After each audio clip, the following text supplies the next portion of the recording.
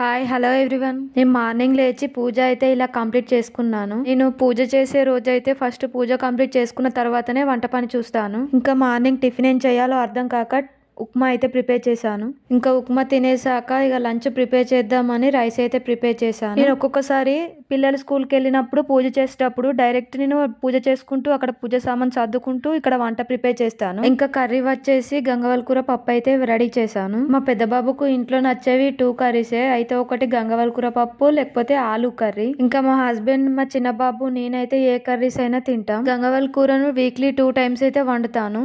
ఈ కర్రీ బాడీకి ఎంతో చలవ చేస్తుంది. ఇంకా దీంట్లోకి అప్పడాలు వేయించి పెట్టాను. లాంగ్ వీడియోస్ కూడా పోస్ట్ చేస్తున్నాను. వీడియోస్ నచ్చితేనే నా ఛానల్ ని సబ్స్క్రైబ్ చేసుకోండి. ఇంకా నా మార్నింగ్ రొటీన్ అయితే ఇలా గడిచిపోయింది. ఇంకా ఏ కర్రీస్ చేసినా కూడా అప్పడాలు మాత్రం కంపల్సరీ వేయించి పెడతాను. ఈ అప్పడాలు నేను డిమార్ట్ లో తీసుకున్నాను. ఈ అప్పడాల గురించి చాలా సార్లు చాలా వీడియోలో చెప్పాను. టేస్ట్ కూడా చాలా బాగుంటాయి. మీరు లంచ్ లోకి ఏమేం ప్రిపేర్ చేసుకున్నారు? ఈ వీడియో మీకు నచ్చితే ఒక లైక్ ఇచ్చి సబ్స్క్రైబ్ చేసుకోండి. మళ్ళీ నెక్స్ట్ వీడియోలో కలుద్దాం. అంతవరకు బాయ్ బాయ్.